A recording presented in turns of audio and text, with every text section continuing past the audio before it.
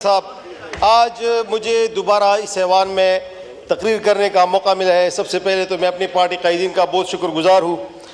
इसके बाद मैं ये समझ रहा था और मेरी पार्टी भी ये समझ रही थी कि हुकूमती जमात एक ऐसी बजट पेश करेगी जिससे तेल की कीमतें भी कम होगी, बिजली भी अवेलेबल होगी, गैस भी अवेलेबल होगी, गैस और आटा भी मिलेगा और किसान को भी एक सरप्राइज पैकेज मिलेगा, तलबा और असातिज़ा को भी बहुत एक रिलीफ मिलेगा। मगर हक़ाक़ इसके बरक्स आए और हम ये समझ रहे थे कि इस बजट से ये हमें और तहरीक इंसाफ को एक टफ टाइम देगी, मगर ये साबित हो गया कि ये एक जहरीला बजट है, ये एक अवाम दुश्मन बजट है जिसका वो सारा पोस्टमार्टम तो हमारे अपोजिशन लीडर साहब उमर अयूब साहब ने कर दिया।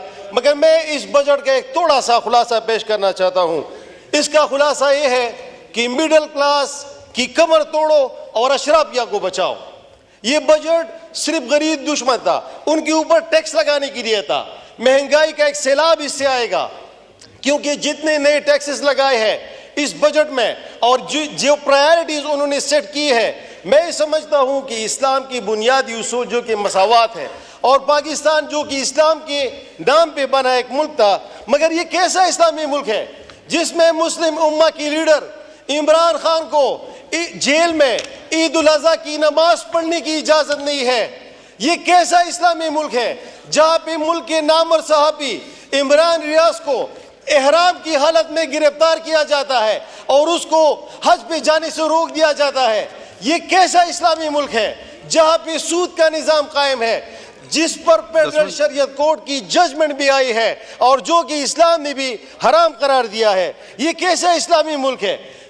जनाब स्पीकर साहब, अगर इनमें हिम्मत होती तो ये सूद को खत्म कर देते, बजाय इसके गरीब के ऊपर और टैक्स लगा दे। जनाब स्पीकर साहब, वज़ीर खजाना साहब ने अपनी तकरीर में कहा, जो कि इसके पेज नंबर 3 पे है, कि वफाकी हुकूमत इक़दामात उठा रही है कि किसी तरीके से सूद को कम किया जा सके। हालांकि फेडरल शरीयत कोर्ट की जजमेंट भी मौजूद है और इस्लाम की बुनियादी उसूल भी है कि कोई सूद हराम है और इसके बगैर मुआशी तरक्की भी मुमकिन नहीं है। जनाब स्पीकर साहब, अगर हम सेक्टोरल एलोकेशन की बात करें तो इस बजट में तालीम के लिए 39 अरब रुपए मुख्तस किए गए हैं, हायर एजुकेशन के लिए 66 अरब रुपए, बेनज़ीर इनकम सपोर्ट प्रोग्राम के लिए 593 अरब रुपए, दिफा के लिए 2200 अरब रुपए और इसके अलावा लैंड जस्टिस के लिए 8 अरब रुपए। तो जब हायर एजुकेशन के लिए इतनी कम रकम मुख्तस हो गई है तो मुल्क से जितनी भी PhD स्कॉलर्स हैं, जितनी भी इंटेलेक्चुअल्स हैं, वो मुल्क से बाहर जा रहे हैं क्योंकि यहाँ पे उनके लिए कोई मौका ही नहीं है।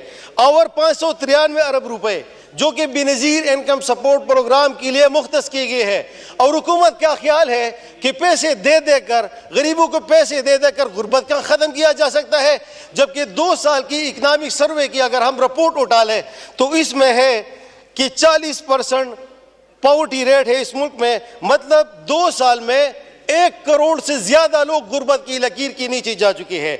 तो मैं समझता हूं कि ये जितने पैसे बेनज़ीर इनकम सपोर्ट प्रोग्राम के लिए मुख्तस किए गए थे, ये टेक्निकल एजुकेशन पे खर्च होने चाहिए, ये ई-कॉमर्स पे खर्च होने चाहिए, ये ऑनलाइन जो ट्रेडिंग है उनकी ट्रेनिंग पे खर्च होने चाहिए थे और ये जितनी भी हमारी यूथ है, जितनी भी हमारी औरतें हैं, उनको टेक्निकल और वोकेशनल ट्रेनिंग दे के क्या, ताकि वो अपने लिए फिर रोजगार वो कर सके और पैसे भी कमा सके। दूसरी तरफ दिफा के लिए 2200 अरब रुपए मुख्तस किए गए और उसके मुकाबले में लॉ एंड जस्टिस के लिए सिर्फ और सिर्फ 8 अरब रुपए।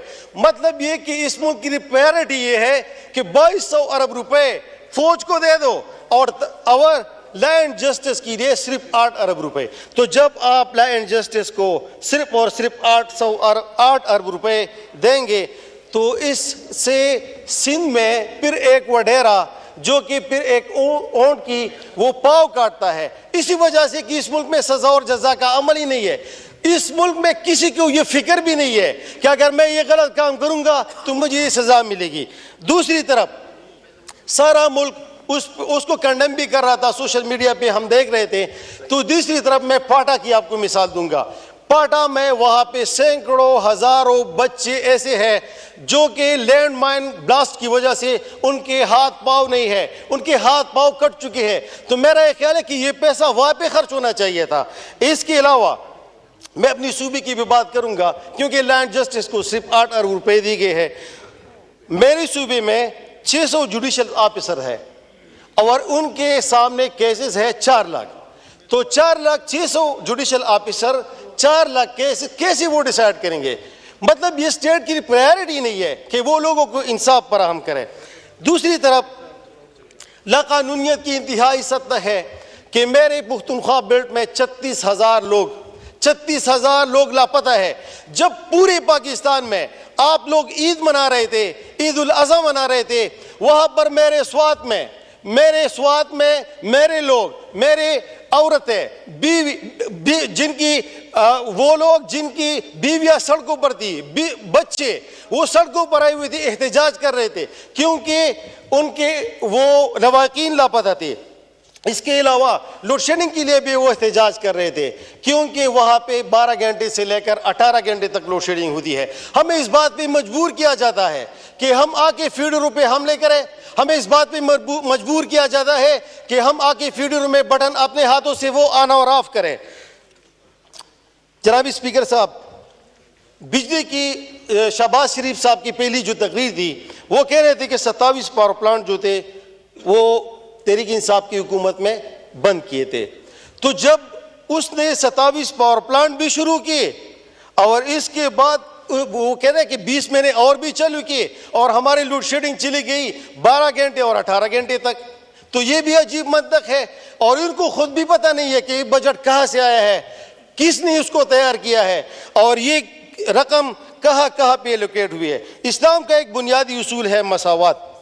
मैं समझता हूँ कि इस मुल्क में बुनियादी स्टेक होल्डर जो है वो पाकिस्तान के 25 करोड़ अवाम है, जिनकी वजह से हम इस ऐवान में मौजूद हैं, जिनकी वजह से ये स्टेट चलती है। तो क्या हमने इस 25 करोड़ अवाम के लिए इस बजट में कुछ सोचा है? उनके लिए तो गैस भी महंगी, उनके लिए तो बिजली भी महंगी, इनके ऊपर और भी टैक्सेस। और दूसरी तरफ पाकिस्तान में जो एलीट क्लास है उनके लिए क्या है? जो अशराफिया है, जो ब्यूरोक्रेसी है, इनके लिए क्या है? इनके लिए 90,000 सरकारी गाड़ियां, इनके लिए 220 अरब रुपए का मुफ्त पेट्रोल, उनके लिए 550 अरब रुपए की मुफ्त बिजली। जनाब स्पीकर साहब, अगर हमने यहाँ पे मसावत कायम करनी है तो ये जो चीज़ें हैं जो कि अशराफिया के लिए है, जो कि ब्यूरोक्रेसी के लिए है, ये गरीब लोगों के लिए होनी चाहिए। जनाब स्पीकर साहब, मुल्क में अगर हम मुआशी हालात को बेहतर करना चाहते हैं तो इसके लिए ज़रूरी है कि इस मुल्क में फॉरेन इन्वेस्टमेंट हो। मगर बदकिस्मती से यहाँ पर जब भी कोई लीक्स आती है, मतलब ये कि दुबई लीक्स आती है, तो इनमें मुस्लिम लीग नून का नाम कसरत से आता है। डॉन लीक्स आती है तो इनमें इनका नाम कसरत से आता है। पनामा लीक्स आती है तो इनमें इनका नाम कसरत से आता है। और दुबई लीक्स की मैं सिर्फ बात करूँ तो वो है 12.5 अरब डॉलर, 12.5 अरब डॉलर, जो कि दुबई में गैर कानूनी तरीके से वो रकम मुंतकिल हुई है। और इससे हम एक्सपेक्ट कर रहे हैं कि फॉरेन इन्वेस्टमेंट पाकिस्तान में आएगी। तो कौन पागल पाकिस्तान में आएगा जहां कि अपनी हुक्मरान जुमात के लोग अपना पैसा बाहर लेके जा रहे हैं और हम उनको कह रहे हैं कि आगे पाकिस्तान में इन्वेस्टमेंट करें। जनाब स्पीकर साहब, सरकारी मुलाजमीन के हवाले से मैं भी एक बात करना चाहता हूं, जिनकी बेसिक सैलरी पे इजाफा किया गया है, बेसिक सैलरी पे इजाफा किया गया है, उनके ग्रॉस सैलरी पे टैक्स लगाया गया है। मतलब सरकारी मुलाजिमीन जितनी भी है उनको तो लेने के देने पड़ जाएंगे। बेसिक सैलरी पे वो बढ़ाओ और ग्रॉस सैलरी पे टैक्स लगाओ।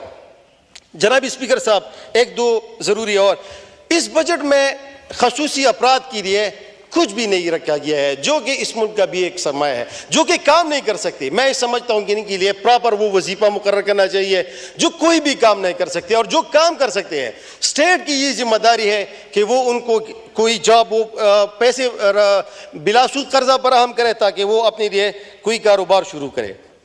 इस मुल्क में अगर हम देखें तो सारे इदारे नुकसान में जा रहे हैं, PIA नुकसान में जा रहा है, स्टील मिल नुकसान में जा रही है, सारे इदारे वापडा नुकसान में जा रहे हैं और हमें कह रहे हैं कि लाइन लॉसेस है। तो अगर ये सारे इदारे नुकसान में जा रहे हैं। और मेरे गांव में एक गरीब बंदा जो कि रक्षा चलाता है, वो जब शाम को घर आता है तो वो 1000 रुपये कमाता है। और यहाँ पे मेरा PIA नुकसान में है, यहाँ पे मेरा स्टील मिल नुकसान में है। वजह इस मुल्क में सिर्फ एक है, वो है करप्शन। शुक्रिया। और वजह सिर्फ ये है इस मुल्क में करप्शन। और जिसने करप्शन के खिलाफ आवाज उठाई, जो इस मुल्क से करप्शन को जड़ से खत्म करना चाहता था, उसका नाम था इमरान खान, जो कि इस मुल्क में बैरूनी सरमायाकारी भी ला सकता है, इस मुल्क में करप्शन भी खत्म कर सकता है। और जितने भी मेरे इलाके में सबसे बड़ा मसला अमन अमान का भी है। इमरान खान के दौर में वहाँ पे अमन अमान कायम था, यहाँ पे खैबर पख्तूनख्वा के मेरे भाई बैठे हुए हैं। तो अब ये कौन सा वो चीज़ यहाँ पे हुई है कि वहाँ पे। शुक्रिया, बस हो गया, 11 मिनट हो गया, बस आपको मौका दिया वाइंड अप करने का। सैयद शाह अहद अली शाह साहब।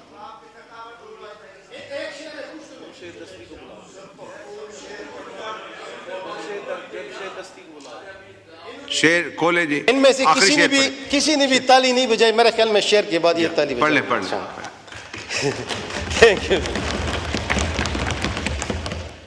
जो हालात, जिन हालात से हम गुजरे हैं, ये सारे पाकिस्तान तरीके शेर पढ़े आप, जितने भी है उनको डेडिकेट करना चाहता हूँ। मुगल नेम च बजहम बदजाड़म इंतकाम प बरहरून गिरान गाड़म ज़ाबगान चिकला जोड़शम पसमिशम नो दे इमरान खान द जरी जरी हिसाब बदलना वाड़म। ये सैयद शाह